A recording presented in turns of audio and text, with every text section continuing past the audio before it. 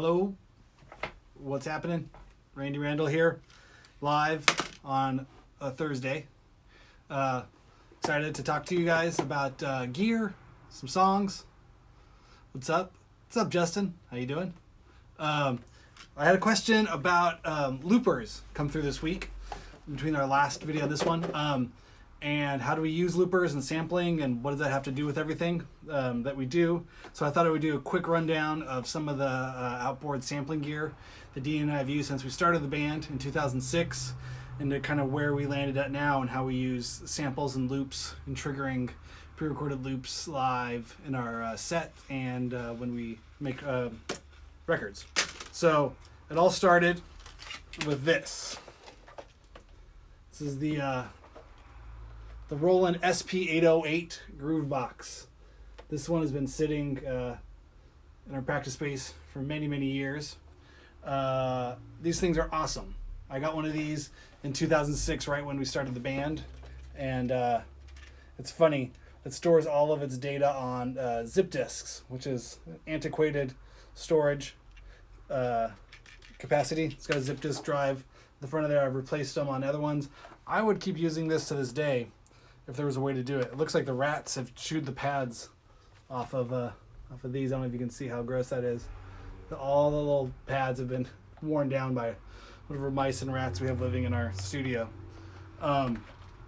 This thing's awesome. It's a 16 pad sampler as well as 4-track digital recorder. So you could arrange your samples here, record it onto one track, bring up another one, record another one, and so you're layering and sampling as you go. So you can put in all kinds of sounds, super banks. There's the D-beam.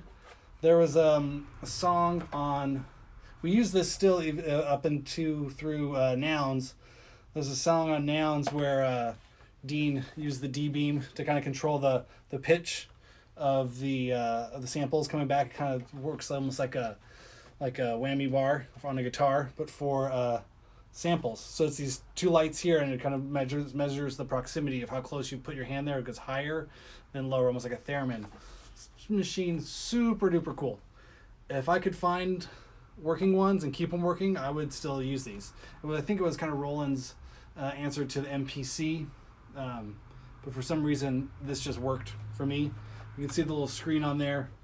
It's like an old, graphing calculator, and using the the menus items and how you could edit your waves down. You could do a lot of stuff with it, but it definitely was a learning curve to get this thing working and to be well versed in it. But we used these for years, and I would take these live and trigger with a foot switch samples from this thing. So we'd make samples, arrange them on this, and for the record, and then also take this thing out live for the first probably 2 or 3 years. I mean, I would imagine we probably started retiring these around somewhere in 2008, 2009. But they're heavy, and they're big, and they're weird, and they're anarchic, and they take zip disks, and zip disks die, and you can't get new zip disks. And the whole thing just would shut down sometimes. I remember this was, what we were using in 2007 when we'd go play in New York, and this thing would just break all the time. And just samples would crash and the whole thing would just stop working. But it was fun, but it definitely was not reliable.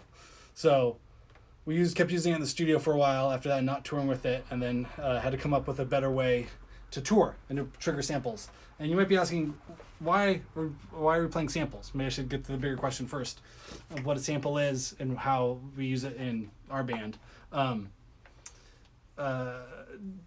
No Age is a duo. It was just the two of us, drums and guitar.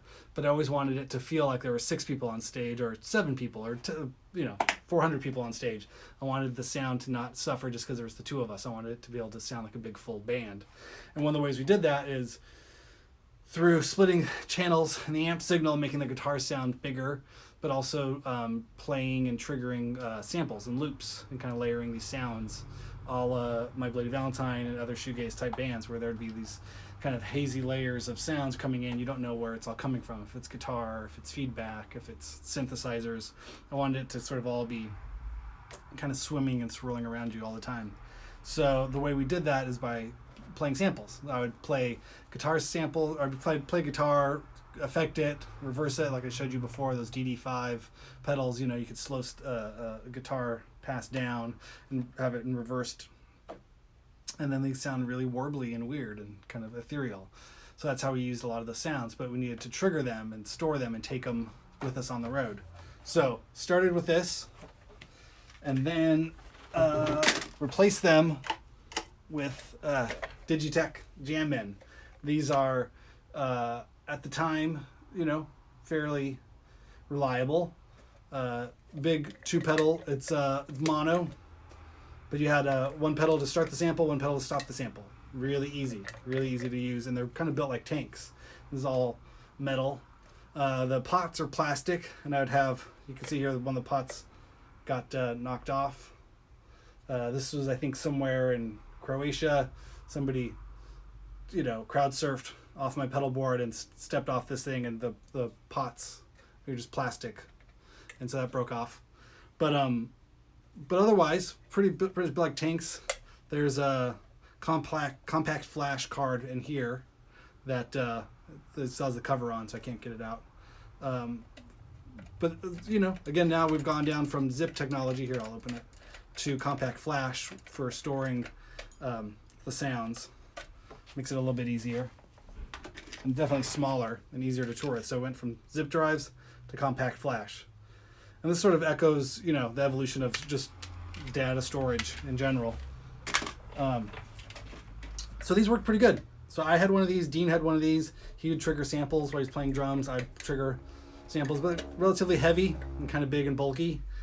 And so we thought, before it got smaller, we wanted to have the stereo option of this. So we noticed the Digitech was listening to us, was reading our minds, and they created a stereo option here with this.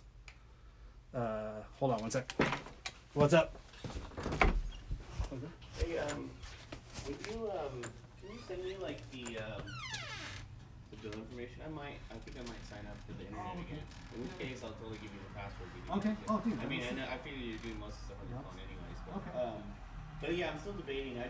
My personal hotspot kind of ran out pretty quickly on my phone, and I'm just like, Okay. I'm going without it right now. But even Dan's doesn't connect to my computer, so. Okay. Yeah. I'll send it to you. Yeah, you Okay. can email me or whatever. Perfect. Okay. I'll see you. All right. I'm back. So this thing came in. This is the stereo version of that bigger one, and then we come down to mini SD. So again, if you're playing along at home, evolution of data storage, zip disk, compact flash. What are they calling these? I think mini SD or SD card. No, so yeah, zip, compact, SD. We get into mini SD in the next evolution. But you can see where it's getting smaller, lighter. And there is these things are great. So now you have 4 buttons. You're doing play, record, stop, loop up, and loop down. So this is really fun. So we could layer loops and start one at one song, go up to the next one. It's really fun. This worked for a lot of years, but again, it takes up a lot of space. So the final evolution of it all has come down to a stereo Jam-Man. What is this called? Jam-Man Solo XT. So the Jam-Man Solo XT works really well. And the last version of the disc is this, the tiny micro SD. So this thing weighs as much as a guitar pedal, super easy. You can back up all your samples there, arrange them on your computer at home, left, right, in and outs, and a foot switch. So the foot switch here is a tip ring sleeve, like a stereo cable, and you can go up, down, and stop on these. So what's really annoying is you can trigger it when you press it, starts it, and then you need to stop it, you have to do a double tap. And when you're trying to trigger and stop samples in time, it becomes annoying. So I arranged a pedal to do that separately. So there's an external pedal that does up, for me, just does up and stop. And so again, a lot of space. So right now, currently, when we get back to touring, or the last tours we've been doing, I carry 3 of these on my board. So I can trigger 3 stereo samples simultaneously, but I also have to control them and up, down, stop function. I can show you real quick on the board what that looks like. So these are the three I have. This is my live looping. This one goes to the amp. This one goes to the PA. And here are the color coordinated, the stop functions and then the up functions. So you'll see if this amp one is orange, I want to go up from 15 to 16, 16, 17, 18. Green, want to go up from 14, boom, boom, boom. Come back down, back down. So that's how these are working on the board currently. And so every song has at least one sample, if not two or more. Now some of the other samples, the whole idea of sampling is you're just looping sound. So the first sampler I ever had was this Dr. Sample SP-808. This is what I got in high school and started playing around and looping drum breaks from records, things to play along to. Super mini, strange. This is 4 megabytes. I think I got this thing in 1995. Sounds about right. Yeah, this thing was awesome. I ran on batteries. You could take it, you could do field sampling, field recording, there's a microphone built in, and then you could loop stuff. This became a really fun, sort of my first introduction to sampling and kind of layering samples on top of each other and creating sounds. Who makes that stop switch? That was one that I made. Lots of people make them. You can find them online if you look for a TRS, which stands for tip ring sleeve control switch. The one for Boss, Dean has them. Let's see. Let's see, Dean has one over there. I think it's called the FSX, is what the Boss one's called, the FSX. And it has 3 buttons, and it comes when you need a stereo cable to use it. Another sample that we use all the time is the SP-555. Dean used to carry one of these. Now he has an update on that 202. It's the 404. But again, another kind of great hardware sampler that it's really fun to cut up, guitar parts, sounds. It doesn't have to be this, kind of dance, groove, hip hop sort of beat making machine. You can add in any sounds you want, and you're just looping them. It's just weird backwards guitar sounds, slowed down guitar things, voices, all kinds of noise can just be entered into here. You chop it up, loop it, layer it, record it, tour with it. It's really fun. It's been a big part of Dean and I's our creative process in the band. Is not only just playing guitar and drums, but also cataloging and collecting and creating lots of strange sounds that we then layer into those songs, and it sort of adds a breadth and depth and harmonies and texture to what we make. So it's kind of how we make it on all these different kinds of machines. I thought I would demonstrate a few sounds that I have. I can show you sort of down here where we're triggering. So I'm going to show you the song War Dance. There's 2 samples I use. One comes out of the amp, one comes out of the PA. The amp one sounds like this.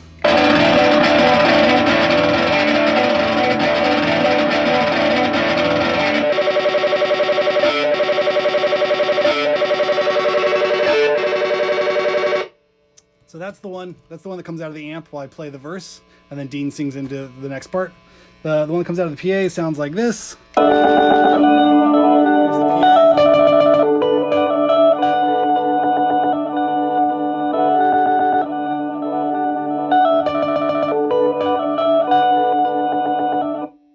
So you get the sense of what the samples are. Those are the 2 samples by themselves. Again, here I'll show you how this works. So if I need to stop it, I can hit that.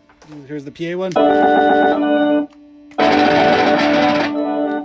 It's great because you can play at the same time. Again, these are all the stops, and those are all the up functions for those. But yeah, let's play the song, and I'll kind of show you. I wonder if I can angle this down here, so while I'm playing the song, you can see which samples I'm triggering.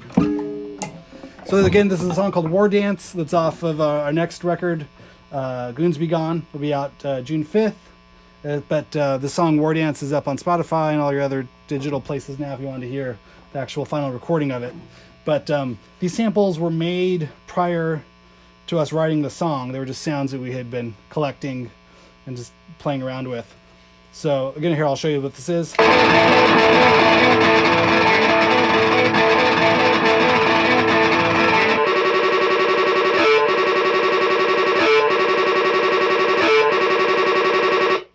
stops on its own.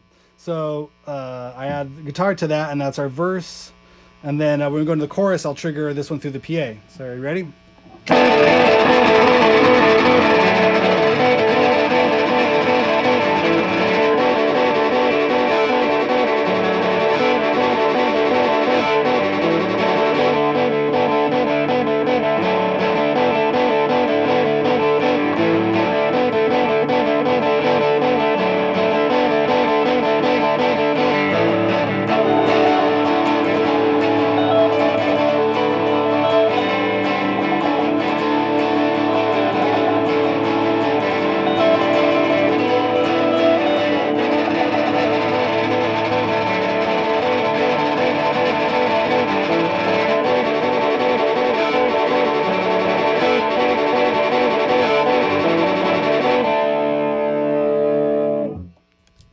So that's War Dance. That's how samples are used in that. There is a lot of other samples that we use. If you've ever seen our set list, sorry, I know this is all backwards, but the set list I write out every night has 2 sets of numbers on the side. Those correspond to the amp sampler and then the PA sampler. So, and then this is my my live looping sampler. So those 3 sets of numbers, those 3 columns of numbers, are which samples get played on what songs. And you see I put them in order. They didn't always used to be like that. They used to have to jump around. I'd be searching for samples in between songs. But this way, I just go up each number to get to the next sample. So I thought I could show you a few other samples that I carry around live. There's a song called Teen Creeps. It has 2 samples in it.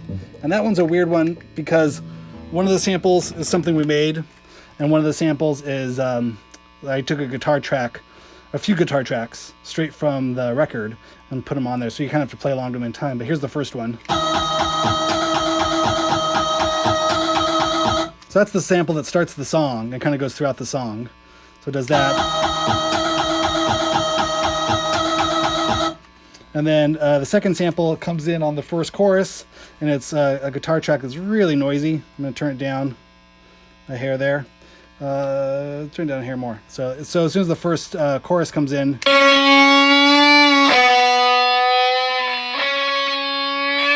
does that.